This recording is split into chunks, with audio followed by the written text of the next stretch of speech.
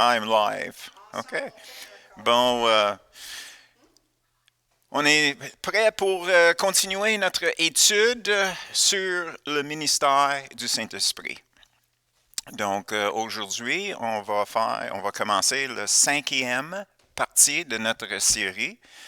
Je sais que nous avons commencé avec le 4e la semaine passée avec l'esprit de l'adoption. Et naturellement, on va continuer qu'est-ce qu'on a commencé, puis probablement à la fin, on va refaire sur vidéo les parties qui manquent. Donc, pour retourner à notre sujet, aujourd'hui, on va regarder la sanctification, puis j'ai marqué par au lieu de. La sanctification par le Saint-Esprit. Il ne faut pas oublier que le mot sanctification veut dire mis à part. Donc, quand on parle de la sanctification par le Saint-Esprit, on veut dire que le Saint-Esprit nous prend, puis il nous met à part pour œuvrer pour le Seigneur, pour servir le Seigneur, selon l'appel que nous avons reçu du Seigneur. Donc, pour aujourd'hui, on va commencer avec qu'est-ce qu'on appelle la sanctification positionnelle à comparer avec la sanctification qui progressive. Et naturellement, vous allez comprendre les détails à fur et à mesure qu'on fait nos études. Donc, on va commencer avec 1 Pierre 1-2. 1 Pierre 1-2.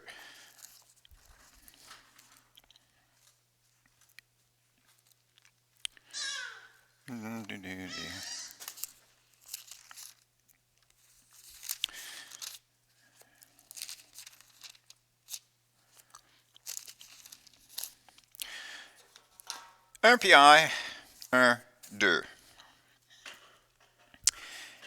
Et qui sont élus selon la préscience de Dieu le Père, par la sanctification de l'Esprit, afin qu'ils deviennent obéissants et qu'ils participent à l'aspersion du sang de Jésus-Christ. Que la gloire et la paix vous soient multipliées. Donc, juste dans une phrase, on voit quatre choses qui sont mentionnées. On voit l'aspect que nous sommes élus selon la préscience du Père. Donc, quand on voit élu, qu'est-ce que ça veut dire? Dans le grec, ça veut dire qu'on était sélectionné, on était choisi par Dieu. Naturellement, qu'est-ce qui arrive, c'est que ça nous amène à la discussion qu'on appelle calvinisme versus arminianisme, parce que les Écritures disent que nous sommes élus, nous sommes choisis par Dieu, mais en même temps, les Écritures nous disent que Dieu veut que tout le monde soit sauvé. Donc, si on suit un peu l'idée des calvinistes, l'idée c'est que le monde qui vient à Dieu était choisi par Dieu même avant la création de l'univers. Mais en même temps, qu'est-ce que ça veut dire? C'est que ceux qui ne sont pas sélectionnés par Dieu sont condamnés à l'enfer. Et ça, c'est le parti que Jacobus, Armin, avait un problème avec ça. Parce que si Dieu dit aussi qu'il veut que tout le monde soit sauvé, bien là, ça ne fait pas le sens que Dieu va choisir une personne et laisser une autre personne, tout le monde devrait être inclus dans l'opportunité pour être sauvé. Mais naturellement, qu'est-ce qui arrive, c'est que les deux côtés ont les versets pour confirmer leur point de vue, leur perspective. Et là-dedans, c'est notre problème. Mais comme quelqu'un a dit, les choses qui sont claires à Dieu sont parfois cachées pour nous, les êtres humains. Donc, la seule chose que j'ai jamais entendu parler, c'est comment Dieu sélectionne. C'est bien beau à dire que Dieu a choisi nous autres qui sont sauvés pour être sauvés. Donc, il a accompli ce qu'il a dit. Mais pour ceux qui ne sont pas sauvés, c'est comme c'est pas juste, puis on sait que Dieu est juste. Alors, comme je dis, dans les discussions entre les Arméniens et les Calvinistes, il n'y a pas de discussion comment Dieu fait la sélection. Puis ça a l'air que ce n'est pas dévoilé dans les Écritures non plus. Mais j'ai une idée là-dessus que je vais présenter un peu plus tard. Donc, on va continuer sur notre étude.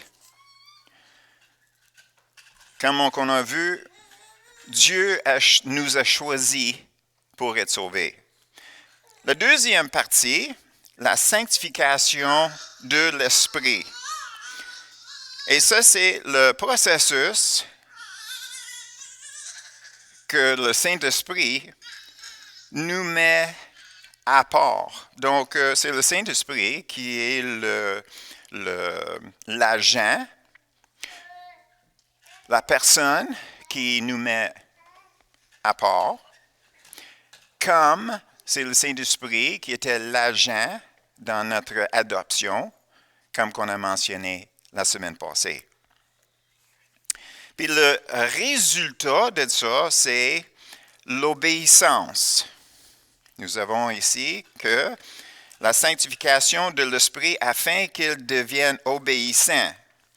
Donc, on voit que cette obéissance-là, c'est l'obéissance à la foi. Comme les études qu'on a déjà faites, quand on parle de la foi, on ne parle pas juste de qu'est-ce qu'on croit. La foi, dans les Écritures, c'est basé sur qu'est-ce que Dieu a dit. Donc, l'obéissance à la foi, ce n'est pas juste l'obéissance aux règles qui sont écrites à quelque part. Ce n'est pas la foi dans le sens que qu'est-ce que je crois, mais c'est l'obéissance dans le sens que on croit qu'est-ce que Dieu a dit par rapport à Jésus. Les Écritures étaient écrites physiquement par les hommes, mais sous l'inspiration du Saint-Esprit. Donc, on peut dire que Dieu dit. Les Écritures, Dieu dit. Et qu'est-ce qu'il a dit? C'est que il fallait qu'on soit sauvé par le sang de Jésus. Il n'y a aucun autre nom qui peut nous sauver que Jésus. Pourquoi? Bien, naturellement, on sait qu'il a payé le prix, et c'est son sang qui était versé, qui nous a nettoyés de tout péché. Donc, quand le Saint-Esprit nous amène à ce place-là, qu'on obéit qu'est-ce que les Écritures disent, autrement dit, il fallait que tu sois sauvé, simplement dit. Puis naturellement, on parle d'un pécheur. On ne parle pas de ceux qui sont déjà sauvés. Le quatrième aspect dans ces versets-là, c'est l'aspersion du sang. Quand on regarde dans l'Ancien Testament, on voit que le sang était comme arrosé, était aspercé, je pense que ça c'est le mot, sur les choses qui étaient mises de côté pour service saint. Donc, qu'est-ce que nous avons ici? C'est le fait que dans l'Ancien Testament, c'est le sang qui était aspercé pour dire que ces choses-là sont choisies pour le service de Dieu. Naturellement, qu'est-ce qui était le plus important, c'est quand que Moïse avait arrosé le peuple après qu'il avait donné la loi, que le peuple de Dieu soit mis à part des autres nations. Ils étaient sanctifiés. Mais on sait que dans l'Ancien Testament, ces choses-là, c'est juste un type de ce qui est réel dans le Nouveau Testament. Donc, qu'est-ce que nous avons dans le Nouveau Testament? C'est le sang de Jésus. Et ici, c'est ça qui est mentionné. Donc, qu'est-ce que nous avons? C'est, il y a l'ordre. C'est le Père qui va choisir ceux pour être sauvés. C'est le Saint-Esprit qui amène la personne choisie à la foi, autrement dit, à croire dans ce que les Écritures disent, qui est d'ailleurs qu'il fallait qu'on soit sauvé, puis sauvé par le sang de Jésus. Là, après ça, c'est Jésus qui nettoie, si on peut le dire de même, le pécheur de ses péchés. Ils sont entièrement et complètement effacés comme ils n'ont jamais existé. Et à ce point-là, il remet le nouveau croyant entre les mains du Saint-Esprit, que le Saint-Esprit peut continuer le processus qu'on connaît comme la sanctification. Donc, on va regarder, je vais reculer un petit peu. Pour vous autres, si vous prenez les notes,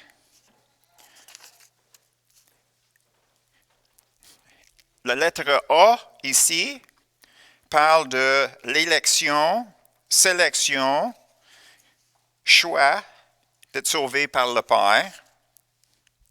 La deuxième partie, c'est sanctification de l'esprit. C, c'est obéissance. Et D, c'est l'aspersion du sang. Maintenant, on va regarder 2 Thessaloniens 2,13 qui parle de quelque chose similaire de ce que Pierre a écrit, puis on sait que c'est Paul qui parle dans 2 Thessaloniens. Donc, on va regarder 2 Thessaloniens, chapitre 2, le verset 13. Pour nous, frères bien-aimés du Seigneur, nous devons à votre sujet rendre continuellement grâce à Dieu, parce que Dieu vous a choisi dès le commencement pour le salut par la sanctification de l'Esprit et par la foi en vérité.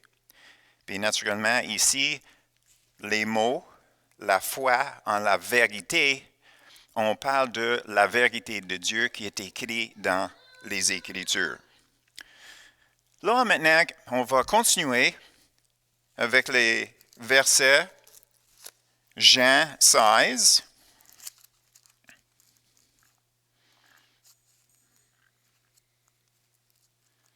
Jean 16, les versets 8 à 11. Et quand il sera venu, il ici, c'est le Saint-Esprit, Il convaincra le monde en ce qui concerne le péché, la justice et le jugement.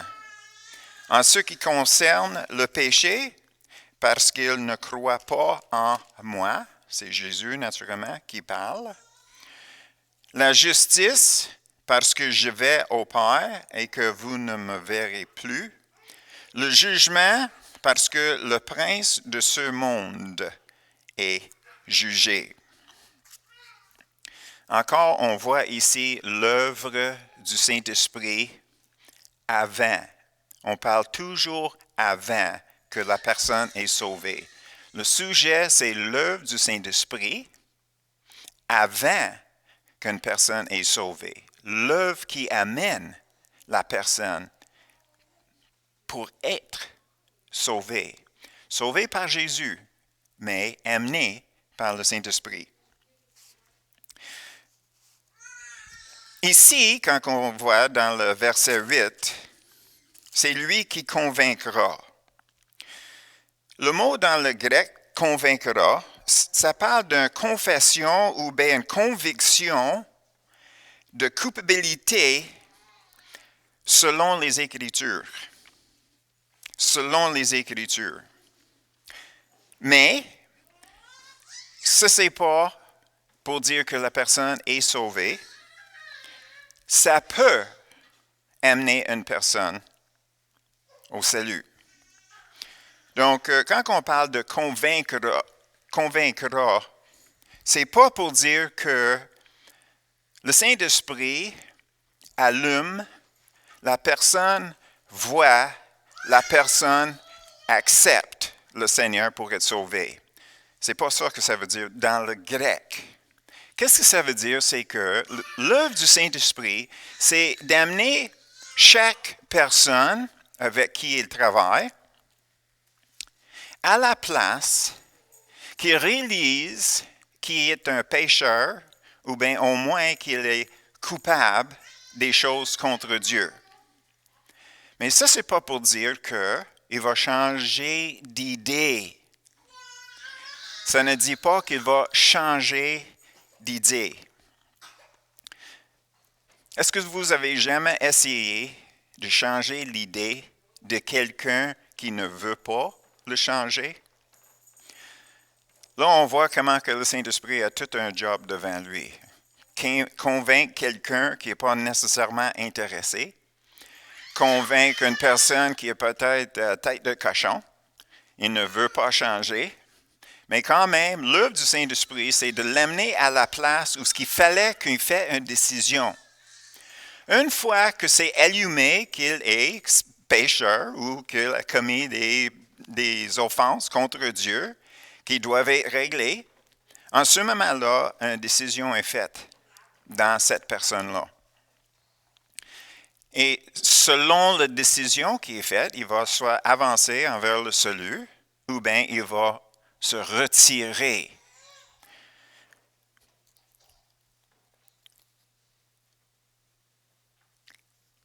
C'est là où on rentre dans la discussion de repentance. Le Saint-Esprit amène une personne à la place où il faut qu'il fasse une décision. Soit il va continuer sur le même chemin sur lequel il est, ou bien il va changer sa perspective. Il va changer son point de vue. Et avec ce changement-là, ça c'est ce qu'on appelle repentance, changer d'idée. Donc, l'œuvre du Saint-Esprit, c'est d'amener le pécheur au point de changer ses idées face aux choses de Dieu. Et on va comme tenir ça là, puis on va regarder Luc 5, 7 pour continuer. Luc 5, le verset 7. Ils firent signe à leurs compagnons. Ça, c'est le mot-clé. Compagnon. Le mot en grec ici, compagnon, veut dire les associés, les partenaires. Donc, on voit ici que le monde avait appelé leurs partenaires ou bien leurs associés pour venir aider, comme c'est marqué ici, ils firent signe à leurs compagnons qui étaient dans l'autre barque de venir les aider. Ils viennent et ils remplirent les deux barques au point qu'elles enfoncent. Donc, on garde le mot partenaire, associé, compagnon, avant de regarder Hébreux 6.4. Parce que ça, c'est le mot-clé dans le verset Hébreux 6.4. Et naturellement, on n'est pas peur d'entrer dans les discussions des choses que souvent les gens ne veulent pas embarquer dedans parce que soit il y a beaucoup de controverses ou c'est pas clair ou on n'aime pas qu'est-ce qui est dit. Donc, Hébreux 6.4.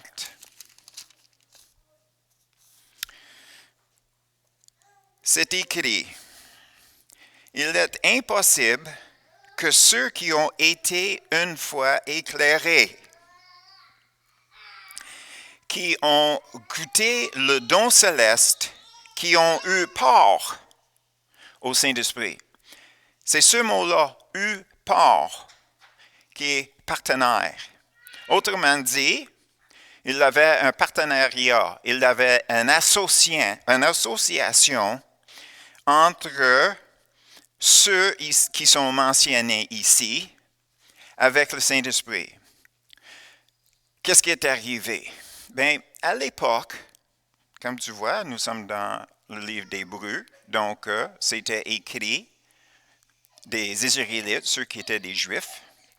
Et qu'est-ce qui est arrivé? C'est qu'il avait ceux qui étaient Juifs, ils sont venus au point de décision par rapport à Jésus, mais il avait beaucoup de persécutions contre les chrétiens par les Juifs, comme on sait. On a lu ça dans les Écritures. Donc, qu'est-ce qui est arrivé? C'est que ces gens-là n'avaient pas assez de courage pour continuer comme des chrétiens.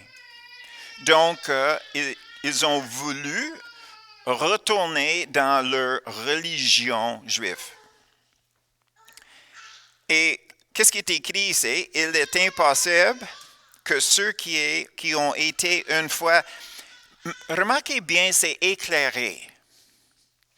Parce que éclairé, c'est comme pour être capable de voir. Donc, ils voyaient eux autres mêmes, puis ils ont réalisé qu'ils avaient besoin d'être sauvés par leur Messie. Mais à cause de la persécution, ils ont retourné dans leur religion. Donc, la question dans ça, c'est que est-ce que ces personnes-là étaient sauvées? Ils ont viré de bord, puis ils ont retourné dans leur religion. Donc, est-ce qu'ils ont perdu leur salut? Un autre débat. Est-ce que tu peux perdre ton salut ou est-ce qu'une fois sauvé, tu es sauvé pour éternité? OK.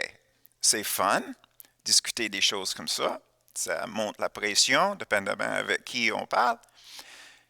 Mais pour nous autres, ce n'est pas nécessairement réellement important. Parce qu'on ne cherche pas la ligne. On ne se dit pas où est la ligne que je peux être sauvé, mais fais les choses que moi je veux faire. D'être sauvé, mais de vivre ma vie de la façon que moi je veux. On n'est pas comme ça. Si nous avons cette mentalité-là, il est sûr qu'il y a quelque chose qu'on n'a pas compris comme il faut. Ici, naturellement, dans le verset 4, c'est marqué « éclairé ». Comme ça, l'impression, c'est qu'ils sont arrivés juste sur le seuil de la porte de salut et là, ils ont viré de bord. Mais tout de suite après ça, c'est qui ont goûté le don céleste. Est-ce que ça veut dire qu'ils étaient sauvés ou bien est-ce qu'ils ont vu quelque chose, mais ils ne pouvaient pas vraiment embarquer dans le christianisme. Et quand on regarde les Écritures, selon qu'est-ce qu'on a vu jusqu'à date, ça donne l'impression qu'ils étaient sur le banc, ils ont réalisé certaines choses, ils savaient qu'il fallait qu'ils changent leurs idées, mais ils ne pouvaient pas parce qu'il y avait trop de persécution. Donc, le prix était trop élevé. Et ça nous fait penser de l'histoire du semeur qui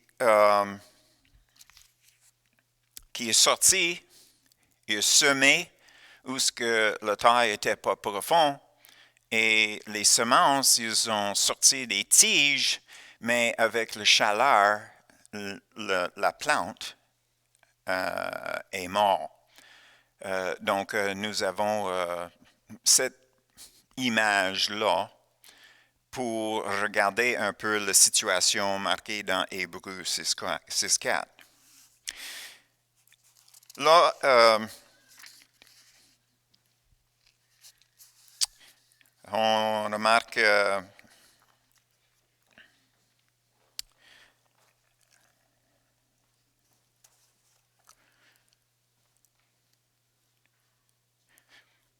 c'est ça le verset pour le semeur que je cherchais, c'était Marc 4, 16 à 17. On va regarder ça. Marc 4, 16 et 17.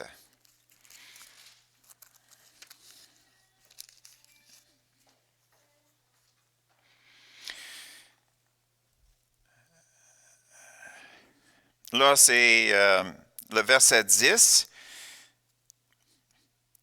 nous dit, lorsqu'il fut à l'écart, ceux qui l'entouraient avec les 12 interrogeaient sur les paraboles, puis Jésus leur dit, c'est à vous qu'a été donné le mystère du royaume de Dieu, mais pour ceux qui sont dehors, tout se passe en parabole. Puis là, on descend au verset 16. Les autres, pareillement, reçoivent la semence dans les endroits pierreux. Quand ils entendent la parole, ils la reçoivent d'abord avec joie. Mais ils n'ont pas de racines en eux-mêmes. Ils manquent de persistance et dès que survient une tribulation ou une persécution à cause de la parole, ils y trouvent une occasion de chute. C'est triste, mais Jésus savait d'avance que c'était pour arriver avec certaines personnes qui recevaient la parole. Et naturellement, on parle de l'œuvre du Saint-Esprit. Son œuvre, c'est d'amener le monde à la place pour changer d'idée. Mais, à un moment donné, il faut avoir un peu de profondeur en nous-mêmes pour être capable de faire une décision sans reculer à cause de persécutions ou difficultés. OK, donc là, on va continuer. Éphésiens 2, 8. Éphésiens 2, 8.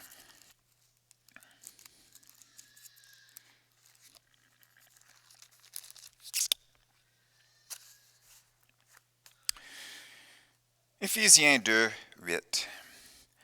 Car c'est par la grâce que vous êtes sauvés, par le moyen de la foi. Et cela ne vient pas de vous, c'est le don de Dieu. Il y a parfois un peu de confusion ici parce que en le lisant, la question, quand que c'est écrit, et cela ne vient de vous, est-ce qu'on parle de la foi? La façon qu'on voit les choses en anglais puis en français, cela veut parler de la foi. Mais dans le grec, cela parle du salut. Parle du salut. C'est par la grâce que vous êtes sauvés. On va sauter le parti par le moyen de la foi. Car c'est par la grâce que vous êtes sauvés et cela ne vient pas de vous, c'est le don de Dieu. Par le moyen de la foi, verset 9, ce n'est point par les œuvres afin que personne ne se glorifie. Et qu'est-ce qui arrive? C'est que je rencontre beaucoup de personnes qui pensent que qu'est-ce qu'on croit, c'est la foi. Et vu qu'on le croit, là, c'est une clé pour aller chercher qu'est-ce que nous voulons. Et naturellement, il peut se servir de cette écriture pour confirmer ça. Mais le problème, c'est que si ça vient de nous, c'est qui est glorifié? Ben, c'est nous. J'ai la foi, donc Dieu doit faire. J'ai la foi, c'est ma foi à moi. Mais le verset 10 dit que ce n'est point par les œuvres.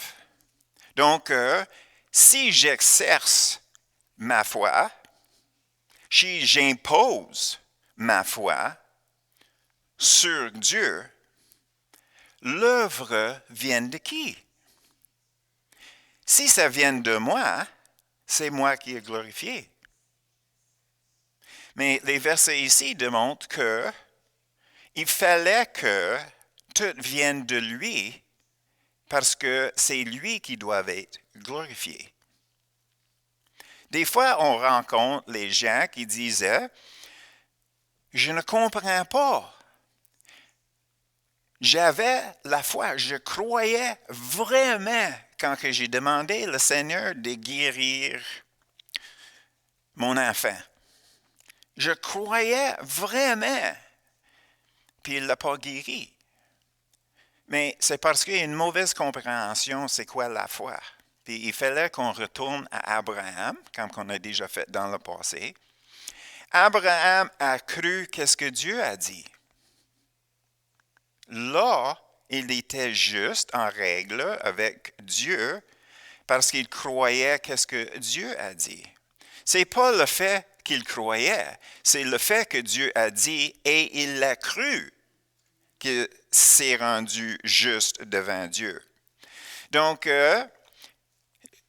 je sais que la ligne est fine, mais il faut réaliser que c'est Dieu qui a tout fait dans notre salut. C'est Dieu qui fait tout dans nos vies comme chrétiens pour accomplir ses objectifs à lui. Donc, nous avons les Écritures qui nous parlent, qui nous disent les règles, nos responsabilités, nos obligations, si on veut, les prestations, tous les bénéfices que nous avons en étant comme chrétiens. Mais il ne faut jamais oublier qu'il fallait que ce soit Dieu qui est glorifié. Donc, quand on agit selon les Écritures, nous avons la base. Ce n'est pas la fin, c'est la base. Pour connaître Dieu assez bien que quand que Dieu nous parle directement, autrement dit, quand que Dieu me parle, en ce moment-là, je dois croire qu'est-ce qu'il a dit et je dois faire qu'est-ce qu'il a demandé. En ce moment-là, on affirme que ça vient de Dieu. Donc, on sait que Dieu veut le faire. Donc, on va le déclarer et Dieu va le faire. C'est si simple que ça. Mais on ne peut pas partir dans nos idées à nous, rajoute un étape de foi là-dessus en pensant que ça va passer en cours. Ça ne passera pas. Donc, quand on parle de la foi, dans le verset ici, le verset 8, on parle, on parle du Saint-Esprit. C'est, le Saint-Esprit arrive dans nos vies et il nous parle de notre état devant Dieu. Et en ce moment-là, il faut qu'on fasse une décision. Il faut qu'on change d'idée par rapport à Dieu ou bien on reste comme qu'on était. Si on change d'idée, on réalise qu'on a besoin d'être sauvé. En ce moment-là, Dieu, le Saint-Esprit, peut rentrer dans nos cœurs pour nous donner la foi qui vient de lui, pour nous donner la conviction sur la vérité que ça prend Jésus pour être sauvé. Donc ici, naturellement, on voit comment que le Saint-Esprit œuvre avec les Écritures, parce que les Écritures, c'est la vérité de Dieu. Et là, en ce moment-là, vu que Dieu nous a donné cette foi-là, Jésus est capable de nous sauver. Le Saint-Esprit nous a amenés jusqu'au point du salut. En ce moment-là, c'est Jésus qui prend le devant pour nous sauver.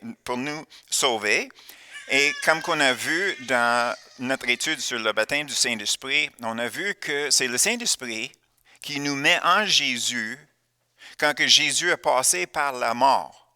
Donc, on est baptisé dans sa mort. Autrement dit, on était avec lui spirituellement parlant. Quand que lui est mort, que nos péchés peuvent être déposés à l'enfer, ou ce que ça devrait être, et nous autres, on peut continuer vers le ciel. Ça, c'est dit simplement. Et là, le moment qu'on sort de ce mort-là avec Jésus, bien, Jésus nous remet entre les mains du Saint-Esprit. OK. Là, qu'est-ce qui arrive, c'est que on est dans Éphésiens 2, 8 et 9.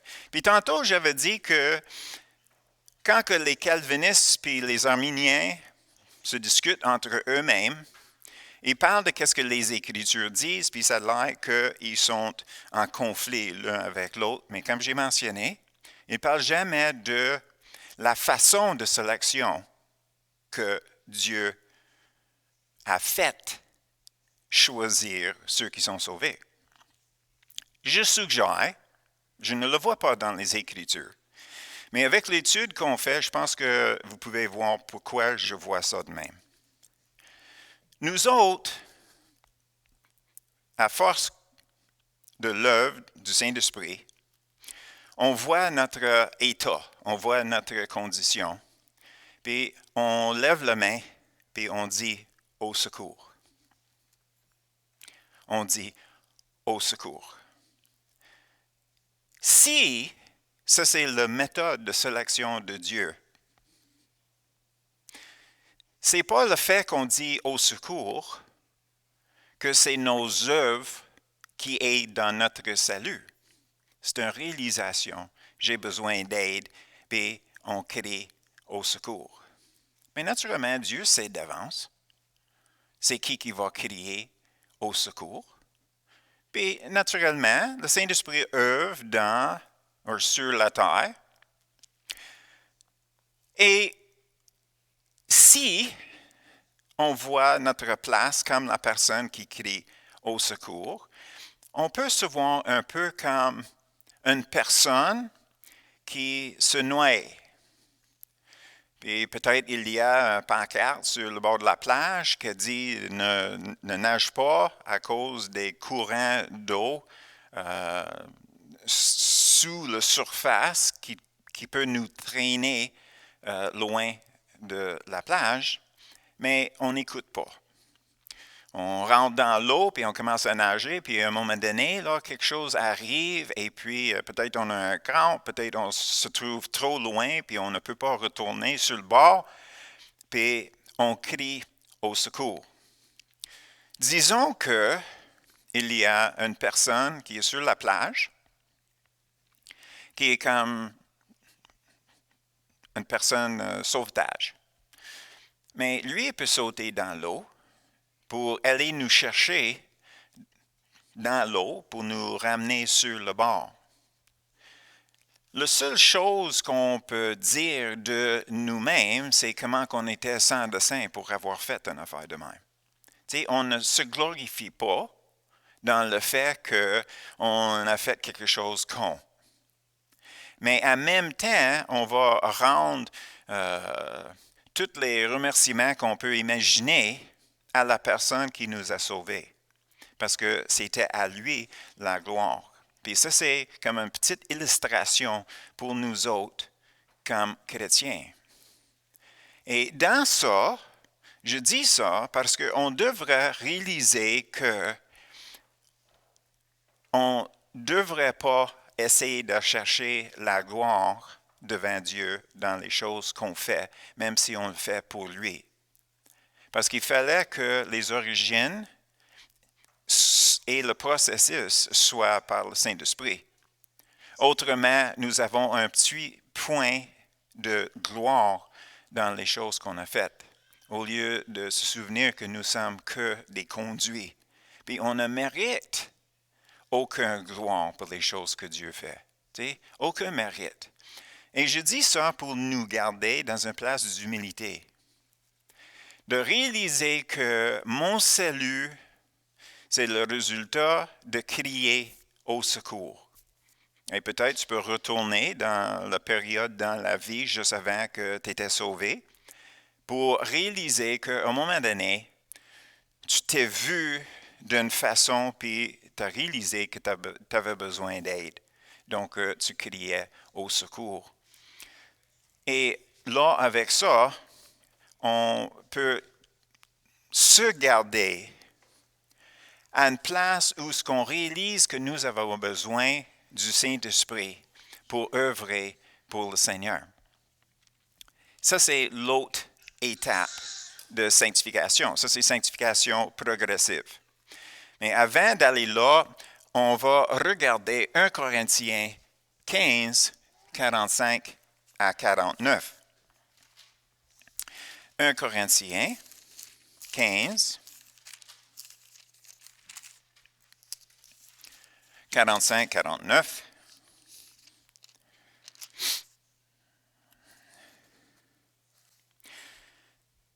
C'est pourquoi il est écrit, le premier homme, Adam, devint un âme vivante. Le dernier Adam est devenu un esprit vivifiant. Mais ce qui est spirituel n'est pas le premier, c'est ce qui est naturel. Ce qui est spirituel vient ensuite. Le premier homme tire de la terre et terrestre. Le second homme est du ciel. On a parlé de sanctification positionnelle. Puis c'est ici qu'on voit les deux positions. La position de la personne non sauvée, c'est dans la position du premier Adam. Ça, c'est Adam dans le jardin. Et la deuxième position, c'est la personne qui se trouve en Jésus-Christ. Donc, la sanctification positionnelle, avant qu'on était sauvé, on était en Adam. Après qu'on était sauvé, on rentre dans Jésus. Donc, ça, c'est les deux positions. Et on voit comment que le Saint-Esprit nous amène de la première position envers la deuxième position. OK. Je vais écrire notre dernière écriture pour aujourd'hui. 1 Thessaloniciens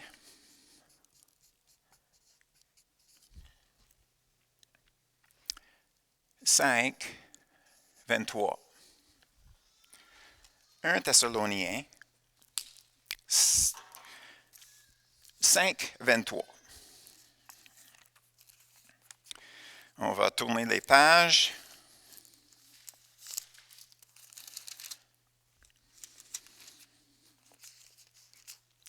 1 Thessaloniciens 5, 23 nous dit que le Dieu de paix vous sanctifie lui-même tout entier et que votre être, l'esprit, l'âme et le corps soient conservés irréprochables lors de l'avènement de notre Seigneur Jésus-Christ.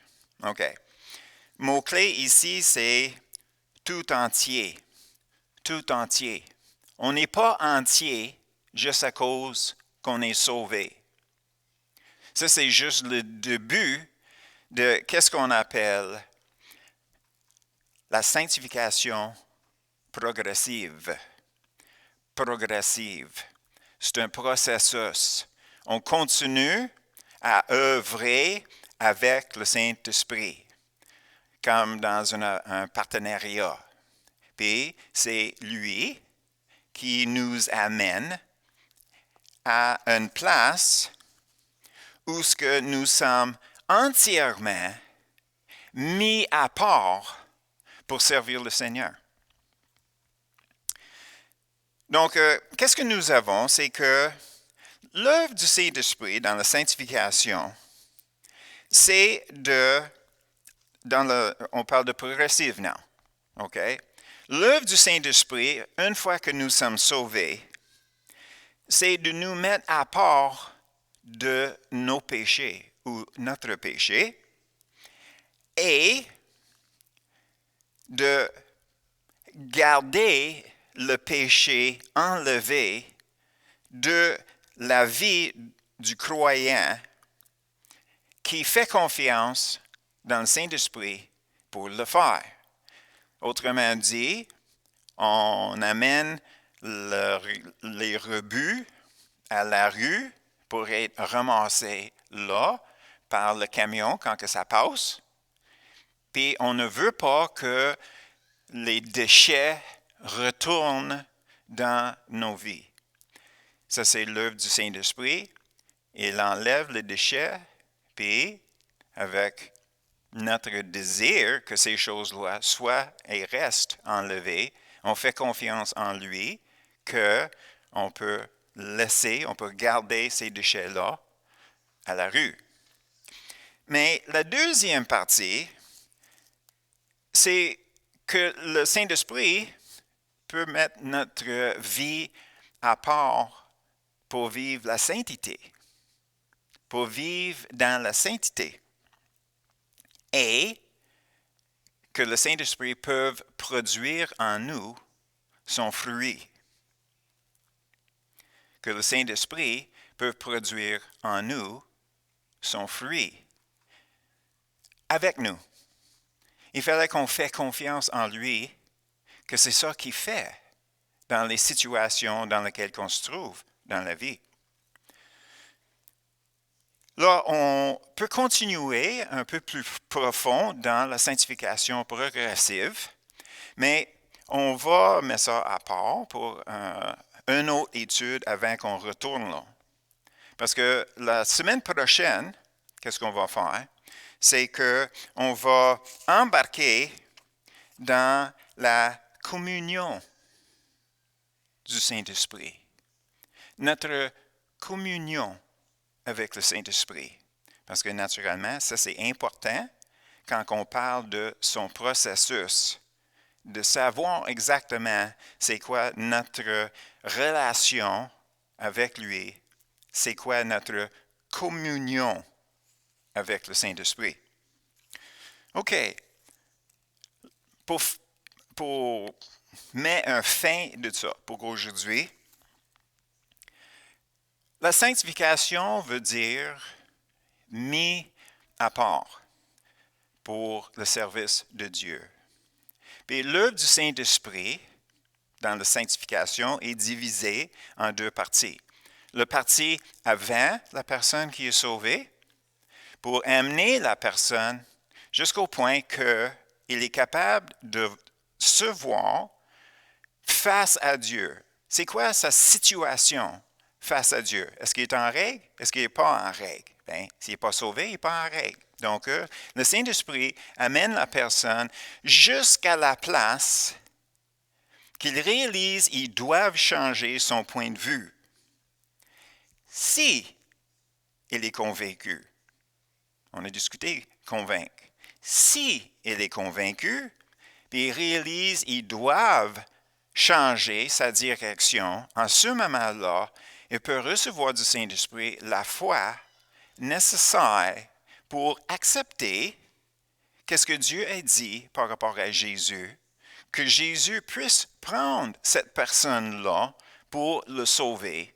Une fois sauvé, Jésus remet le nouveau croyant entre les mains du Saint-Esprit, que le Saint-Esprit peut continuer à œuvrer dans un processus de sanctification et continuer à œuvrer avec le nouveau sauvé. Et ça, c'est l'œuvre du Saint-Esprit, c'est le ministère du Saint-Esprit par rapport à la sanctification. Donc, pour aujourd'hui, on va terminer là et la semaine prochaine, on va embarquer dans une étude qu'on appelle la communion du Saint-Esprit.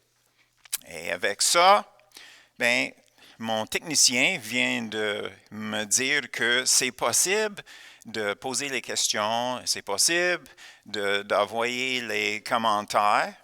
Donc, j'aurais dû peut-être le dire au tout début, que vous pouvez écrire vos questions, que quand le temps des questions arrive, que vous pouvez faire ça. Mais naturellement, on n'est pas contre recevoir les questions, les commentaires, mais c'est ça, c'est un peu tard pour faire ça, peut-être aujourd'hui, sauf si vous tapez très, très vite.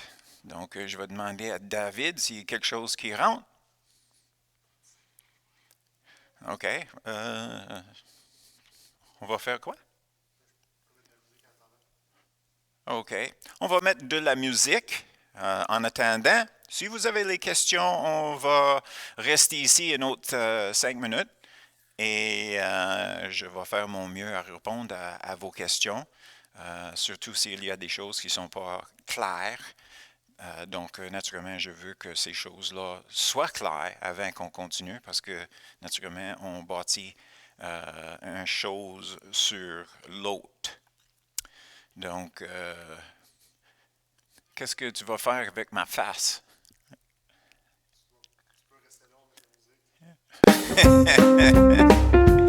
OK.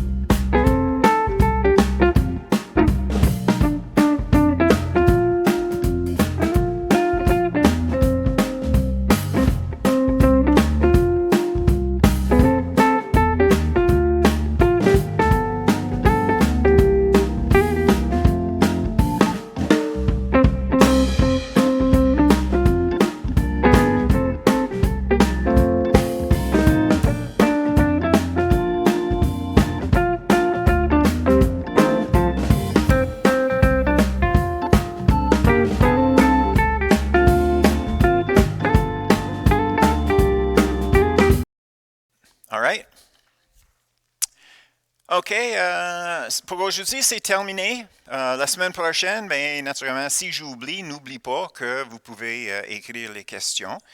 Je vais prendre le temps pour répondre aux questions. Comme je dis, je veux que les choses soient claires. Euh, des fois, les choses de Dieu sont difficiles, mais habituellement, elles sont simples. Donc, on devrait être capable de les expliquer simplement, même si c'est difficile à les impliquer dans nos vies. Et ça, c'est mon objectif. Comme le vôtre, c'est d'arriver au ciel et d'entendre le Seigneur nous dire, bien fait, mon bon, fidèle serviteur. Donc, je vous invite de nous rejoindre toujours la semaine prochaine et on va continuer notre étude sur le ministère du Saint-Esprit. Merci.